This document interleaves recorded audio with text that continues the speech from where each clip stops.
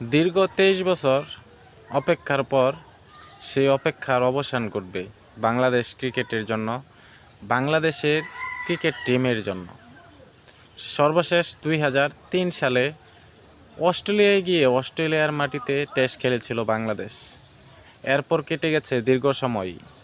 এই দীর্ঘ সময় বাংলাদেশকে আতিথেয়তা দেয় নাই অস্ট্রেলিয়া। এখন সবশেষে অস্ট্রেলিয়া বাংলাদেশকে আতিথেয়তা দেবে ২০২৬ সালের মাঝামাঝি কোনো সময়ে। আর এই দিনটাকে স্মরণীয় করে রাখার জন্য অস্ট্রেলিয়া ক্রিকেট বোর্ড একটা নতুন উদ্যোগ নিয়েছে। বাংলাদেশের সাথে ম্যাচটা স্মরণীয় করার জন্য অস্ট্রেলিয়া ক্রিকেট বোর্ড নতুন এক টেস্ট স্টেডিয়াম উদ্বোধন করবে। টেস্ট স্টেডিয়ামের অভিষেক ম্যাচে বাংলাদেশের বিপক্ষে টেস্ট খেলবে অস্ট্রেলিয়া ক্রিকেট টিম। আর সেই টেস্ট খেলার মাধ্যমে দীর্ঘ ২৩ বছরের অপেক্ষার অবসান ঘটবে। আর অনেক অনেক ধন্যবাদ রইল অস্ট্রেলিয়া ক্রিকেট বোর্ডের প্রতি বাংলাদেশকে টেস্ট ক্রিকেটে আতিথেয়তা দেওয়ার জন্য।